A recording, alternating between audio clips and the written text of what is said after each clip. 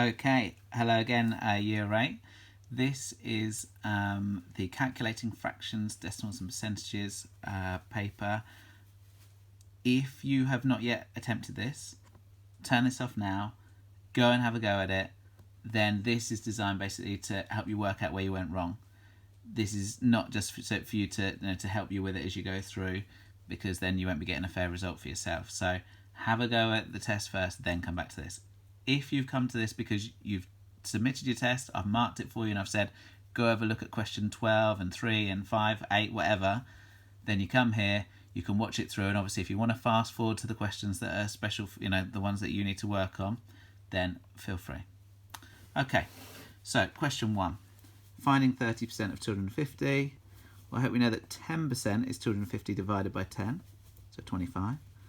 30% will then be triple that, 75. There we go. Fraction operations, got a division 1 here. Keep, change, flip. Keep the 2/5. Change the divide to a times. Flip that last fraction so it's then 6/5. Top. This is now multiplication, so you do top times top, bottoms times bottom. Okay, 2 marks for that. 1 mark for making sure you flip it and write it in the right way, and then 1 mark for doing it. The question 3. Now this one is worded a little bit nastily, so I'm going to give you a little bit of, a couple of different options. Mr. K set a test out of 24 marks to a class. He said you need to get 2/3 of the marks to get a C. Dave scored 17. Did he get a C? Now, to get the working mark, we need to be able to show that 2/3 of 24 is 16. A third being 8, double that, 16. So did he get a C? Well, he got 17. Now, as far as I'm concerned, that's saying, yep, he got 16 or above, so yes, he got a C. So I'd put, so yes, okay, because he got more than 16. I've seen a couple answers where people have said, we don't know whether he got a C because he got 1 mark high. That could have been a B grade or whatever. So I completely agree. I will give you that mark there. If you've written that, don't panic. But this is what it was aiming for. I think it would, maybe if we'd gone for to pass, did he pass, would have been a more straightforward question. But just one of those funny exam questions. So sorry about that. Gavin earns £1,200 or £1,200 per month. 1/5 of this has to be paid as tax. 1/4 goes towards bills. How much does he actually have left? Well, 1/5 of 1,200 is 1,200 or 1,200 divided by 5. Okay, so that would be £240. So that's the, what was that? That was the tax. The bills, which is 1/4 of the 1,200, not 1/4 of what's left, but 1/4 of the 1,200 is £300. That's the bills. How much does he have left though? So he had 1,200. You then take away the 240 and the 300, or 540, and you're left with £660 for 3 marks. 1 mark for that, 1 mark for that, and 1 mark for the final, but giving you a total of 3 marks. If you just wrote that, you would get the full 3 marks, but always best to show your working. Right, number 5. So far, this has been one of the most difficult questions people have struggled on. To calculate an increase, and I've put it in bold there, and that's what you get in an exam. Often they'll try and highlight, they won't always do it, but they'll try and highlight some key words. Increase of 61%, what multiplier would you use? Okay, well, if we start with 100% and we increase something by 61%, we would end up with 161%. And what do you multiply 100 by to make it 161%? Well, you use the decimal version of that, which is that divided by 100, 1.61. Now, I think this is going to be a key area people are struggling with.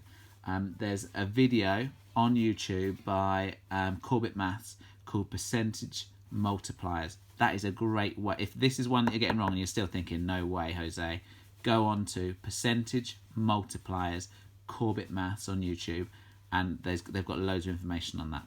Okay. Decrease 270 by 7%. So you could work out, I have written up here that calculators are allowed from question 5 onwards. So actually that's from now on, okay, including that last one, but that wouldn't have really helped you too much there. I'm guessing you could have, I suppose you could have done that divided by 100. So really we're expecting you now to be putting in times by the multiplier and you'll get out the answer. If you worked out 1% was 2.7, timesed it by 7, then took it away and got the same answer, absolutely fine. 2 marks there. Okay. The next one, 220,000 increased by 36%.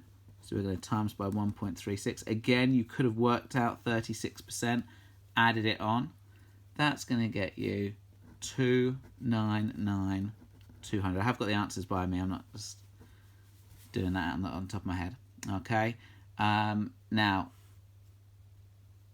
some people I've noticed already have been writing 79,200. Don't forget it's the final cost, not just what it's been increased by. So really be careful. Are they asking you for the original price? Are they asking you for the next price? Are they asking you for the difference, what it's gone up in, what it's gone down in? Really read that question carefully.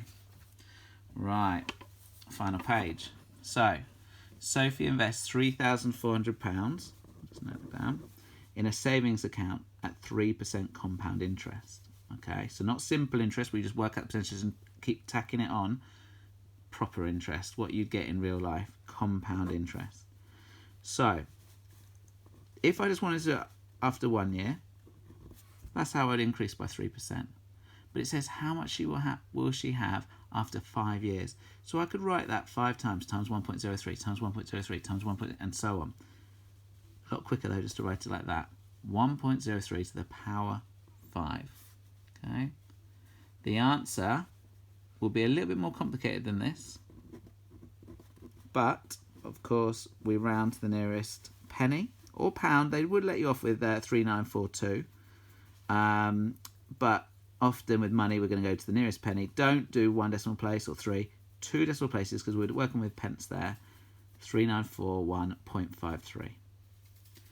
Okay, a skirt was reduced by 20% in the sale. The new price is 16. What was the original? So we're going to pretend, like I showed you in the video, to help you out with these sort of things. We're going to pretend we've got the original price. We're going to then reduce it by 20%. How do you do that with a multiplier? Multiplier times by 0.8 or 0.80. And that will give us £16. So to reverse that, the opposite to timesing by 0.8 is divide by 0.8 or 0.80. We stick that in a calculator. £20. Bish bash bosh. Right, again, another one, another reverse one. What was her wage before? Now this doesn't say, I always say to look out for the word original price to remind you that it's going to be one of these.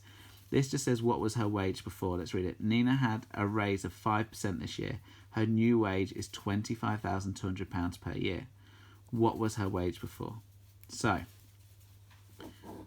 original wage, the wage before, times 1.05 to give her that 5% raise equals 25,200.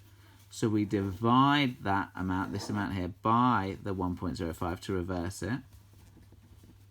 Okay, and that's going to give us £24,000 exactly. And it won't always be these nice, lovely, perfect numbers, but obviously for it to be true, it should, be, it might be to the nearest penny or something. But if it was a really odd number with loads of decimal places and stuff, just double check it. Just make sure, have I done that right?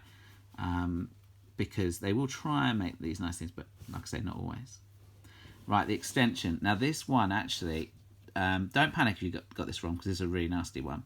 This combines what we've learnt from reverse percentages and compound interest.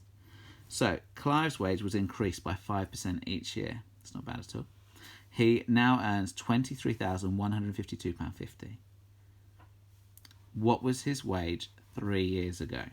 So every year it's gone up. So if we had the original, that means we would times it by 1.05, because that's a 5% increase, and multiply, to the power of 3, because it's for 3 years, to get this amount. So if we want to go backwards, rather than timesing by that amount, we're going to have to divide this amount here by 1.05 cubed. and that will give us a lovely round £20,000. If you're not sure about that, if you think, oh, that looks right, but let's give it a go, just try timesing that by 1.05 times 1.05 times 1.05. See if it ends up with this amount, and if it does, you think, yep, that must be right. Okay, right. Hopefully that's helped you out, and I'm sure you're looking forward to the next topic test. And yeah, look after yourselves.